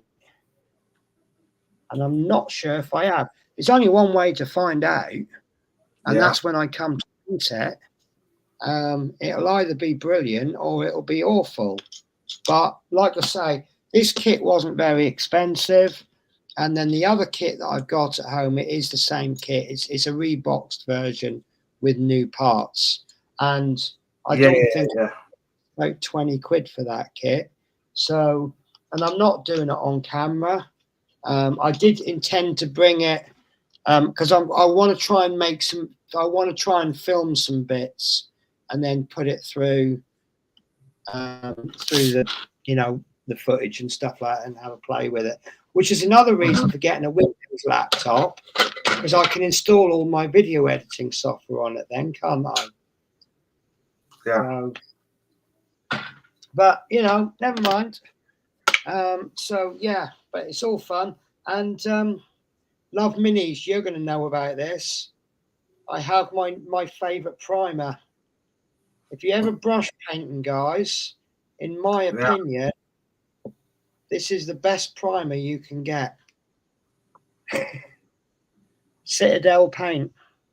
Nice. And I bought white, I bought black, and I bought Mechanica Standard Grey. And then Love Minis, any minute now, she'll go, oh, yes, I remember. Because, oh, God, that needs a mix. That needs a really good mix. Well, first of all, Citadel paint white is a very good white. Much as it pains me to say that their paints are good, their white, that isn't white. That's a very light grey. That's not white. Still, I'm only bought them as a primer. So why not? Yeah. Do you know what? I bought little mixing balls for them, just to help them. There you go, Love Minis. Yeah, those were the days. So basically, what had happened is I discovered these make very good primers quite by accident. So Citadel Paints used to do a brush-on primer called, imaginatively, Smelly Primer.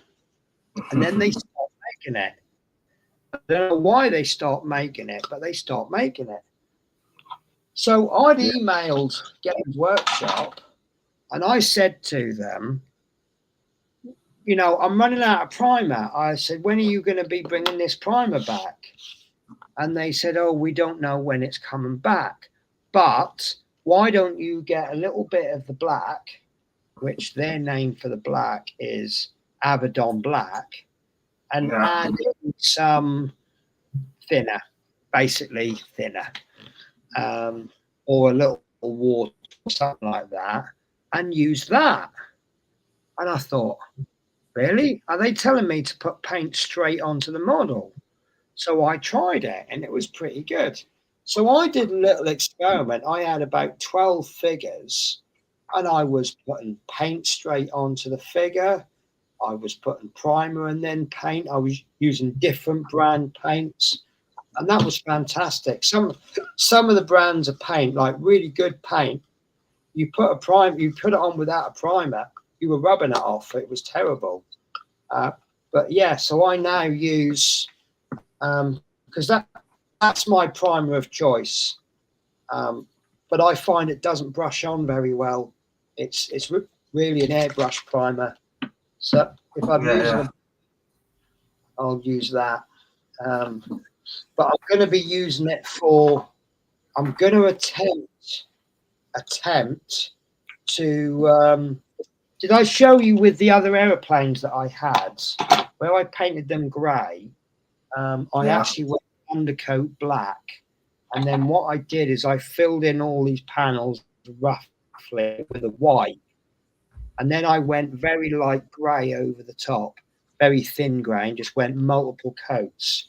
And then what happens is you've just got that black and that white showing from underneath.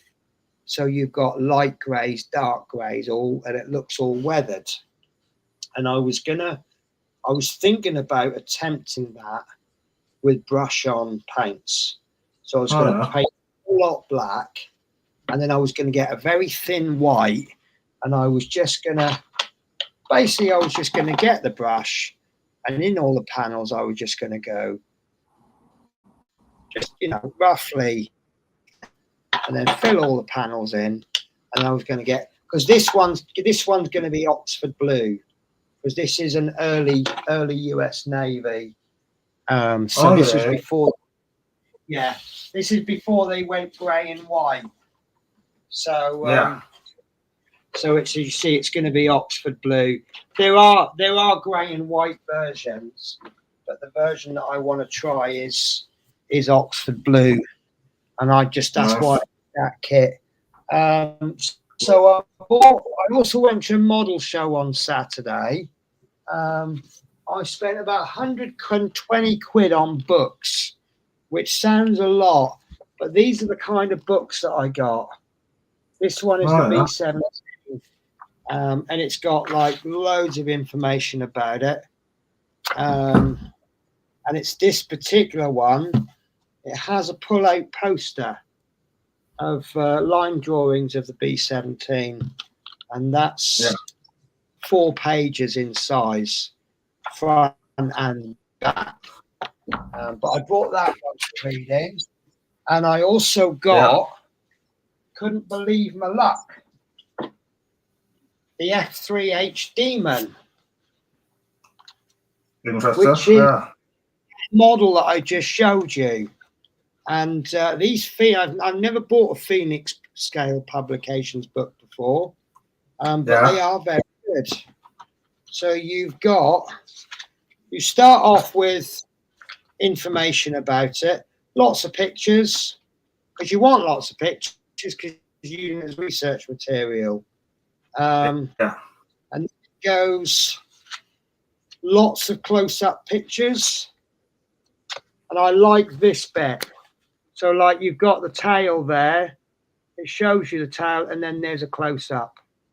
Yeah. So, but that's a picture of the actual real aeroplane. That's a picture of the model. So you get to see, decal placements, lots of in-depth detail pictures. Yeah. Lots of pictures, lots and lots of pictures. Because it's all research, isn't it? Then you've got various colours and markings. So you can see that is most definitely the grey and white setting. And then you've got 2 modelling guides. You've got one who's a guy, Jez Coleman. He modelled it in 1:72 scale. So he's written about how easy or hard it was, what he did. And then there's a picture of the model. And then you've got modelling guide number 2, which is a guy called Mark Coomans, and he's modelled it in 1:48 scale. So, and they're good little books, but they are not cheap. Well, actually, this was a tenner. So, I bought about 10 or so books. I think I've just seen another book I bought as well. Most of my left at home. Oh no, this is one I bought ages ago. This is one I bought. I've had this one months. It's called Carrier, and it's got articles on various aeroplanes, but it's even got articles on. There we go. Look, the little tractor that pulls the aeroplanes about. Oh yeah, cool. So yeah, these books are absolutely fantastic. If you want to build something that looks accurate, Yeah. it's just like a shed load of research material in the palm of your hand there. Yeah. So what did I buy model wise? So there was an old kit I bought. I can't remember what it was. It was a Navy. I think it was a Navy. I think it was an anti-scud plane. I can't remember what it was that I bought. Yeah. Well, I'm going to cheat and I'm going to go and have a look at my photos. Let's go. Right, so I bought the PV1 Ventura, which look, it was only 30 quid, but he said 20% off.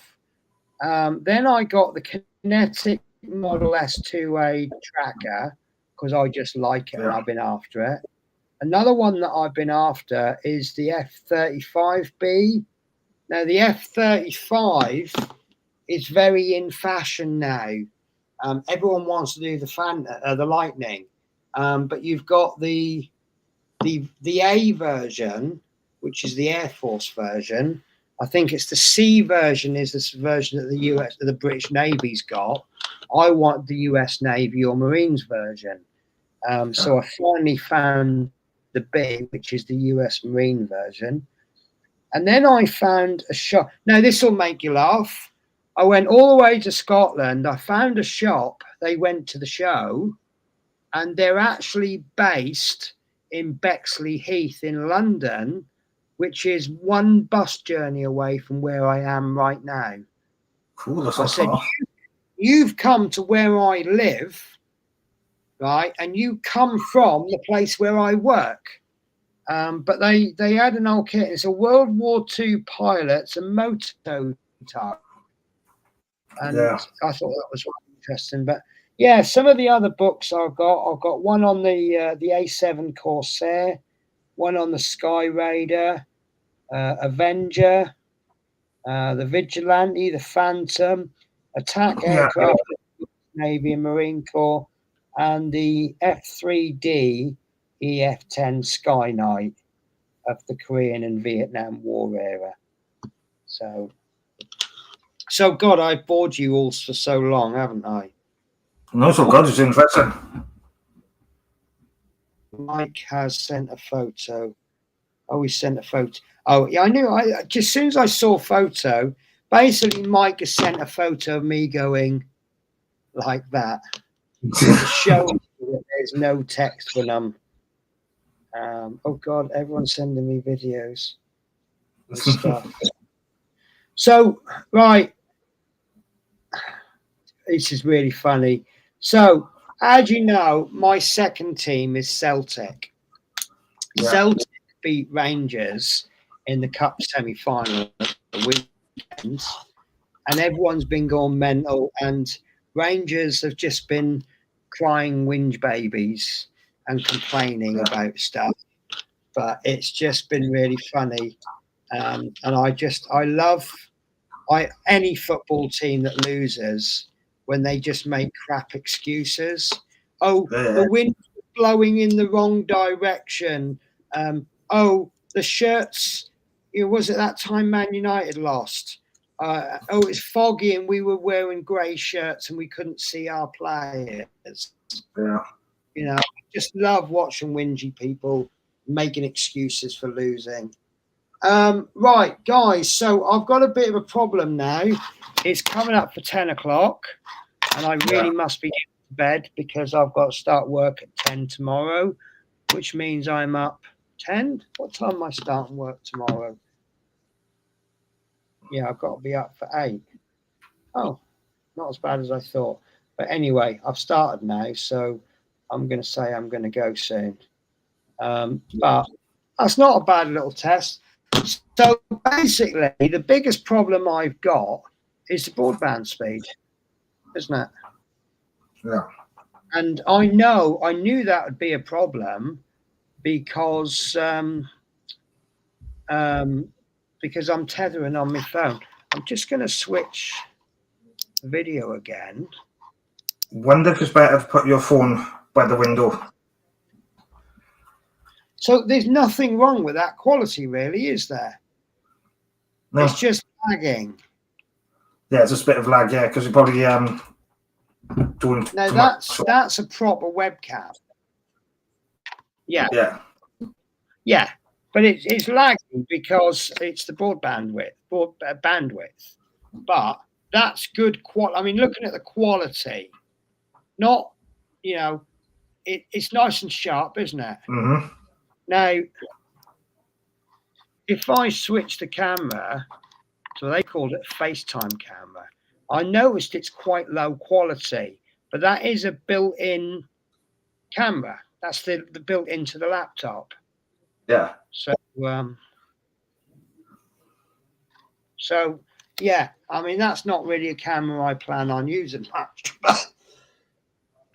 but yeah, it's just so obviously because I said to the manager, I said, look, I said I can't get on the Wi-Fi. I said it's going to be a problem for me because I rely on the Wi-Fi, and I thought I actually had a bit of an afternoon nap on Sunday.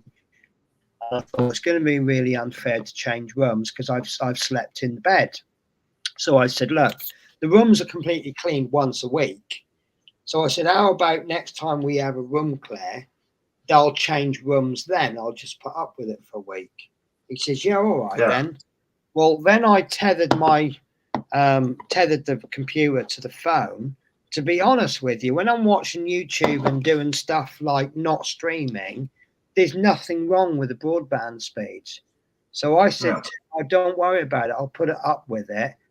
But please know I have a preference for the other side of the hotel. He says, all right. But obviously now I'm trying to stream. The alternative is to buy one of those mobile dongles. But to be honest with you, they're quite expensive for what you get out of them, aren't they? I'd literally be paying 10, 20 quid to stream. So, but I've got money for yeah. Other than that, I think I've got pretty good, but I think I'm going to look at getting another laptop. I keep having to buy laptops. I went from having one computer. No, this time about 3 or 4 years ago, I had one laptop that was on its last legs. Now I've got a Chromebook, a laptop, a MacBook, and and I'm now looking at getting another PC laptop. Yeah.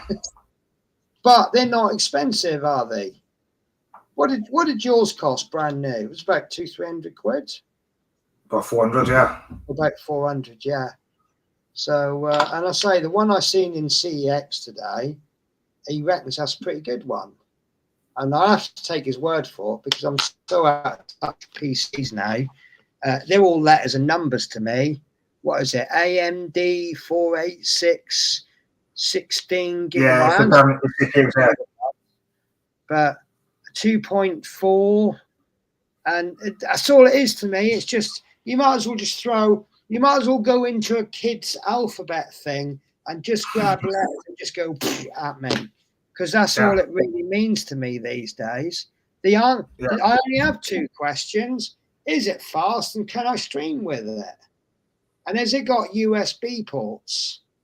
Which the answer is always yes, and if you ain't got enough USB ports, you just add more of them, don't you? Yeah. So, but yeah, so what I'll do is I'll try and get a stream in next week if I can get to the other side, and then I'll be hooked up to the what do we call them? Naval Podgers Wi-Fi. Naval Pods. Call them Naval Pods. To call them what you want, yeah. I don't want to say the name of the hotel because I do like them actually. The staff here make the stay enjoyable. It's just that it's a basic hotel, and I do enjoy it here because, when I first came here, I'm like, oh, I'm living in a hotel. It's a bit naff, but actually they've got council people in here, and I think it's like insurance claims and stuff like that. So, like, for example, if the house has been flooded, You know, like your insurance company, if something happens and you can't in your house, they'll put you up in a hotel. And I see families in here and they can't go back to their house for whatever reason, and they're stuck in here. Yeah. And that can't. Oh, let me show you my breakfast. You're going to love this. Every morning, I get this. Why or not? Because you can't cook here, so you can't do breakfast or anything. So you'll love this. So you've got a little bowl with a little pack of cornflakes. Ah, yes, yeah. A little bit of milk for your cornflakes, and then you also I've took it out, but you get you get a little Pano chocolate, and you get a little orange juice. Yeah. And you get a little flapjack. And that's my breakfast every morning. But I don't eat the cornflakes, and I use the milk for my coffee. The flapjacks I take with me with these. I'll eat these during the day, and I drink orange juice. But 2 guys that I come up with, they don't eat the breakfast. They don't even bother picking it up. So I take 3 every morning. So I have 3 of everything. So by the end of the 3 weeks, I end up with about 20 loads of milk and a load of oranges and stuff. But I'm like, if they ain't having them, I ain't going to waste it, am I? No, I might as well. So, yeah, it's paid for. Company pays, the company I work for, they pay for the rooms and they pay us to have breakfast. So, I'm, just wasting money if you don't have them, do you? So that's why I don't use these very much, because I use a little, and I make cups of coffee with them. Mm-hmm. So, and I still got some coffee left. So, right, guys. So that's it for me then. So what I'm going to do is I'm going to let Chris say goodbye, and then I will say goodbye, and then I'll end the stream. So off you go. Yeah, thanks for watching, guys, and thanks for having me on, Pen. As usual, like, share, subscribe as usual, but in the future, hopefully, my channel, there might be new streams coming up. Just keep an eye out for that. Sounds fun. Well, take care, guys. I might have a new stream coming up as well, but I'll tell you more about that another day. Right, guys, so thank you very much for watching. I hope you enjoyed the little wow stick. I thought it was brilliant. Awesome, I thought, yeah, I mean, obviously it's a drill, it's not a screwdriver, but I really did like it. And obviously the fact that I can use it for my polishing little bits and my grinding bits, but obviously there are a few issues. So thank you for Chris for joining me. It's so much better when you're streaming with someone to talk to. Obviously, you guys. Thank you guys for the feedback on the quality of streaming. As I do stress, it was a test as well as a product review. So always fun streaming. It's always fun streaming with you guys. So now I'm using Melon, which I haven't got very used to using. I'm going to hit the end stream button now. I can't remember if that's going to end the stream or if it's going to play the outro, then leave the stream. But there's only one way to find out, isn't there?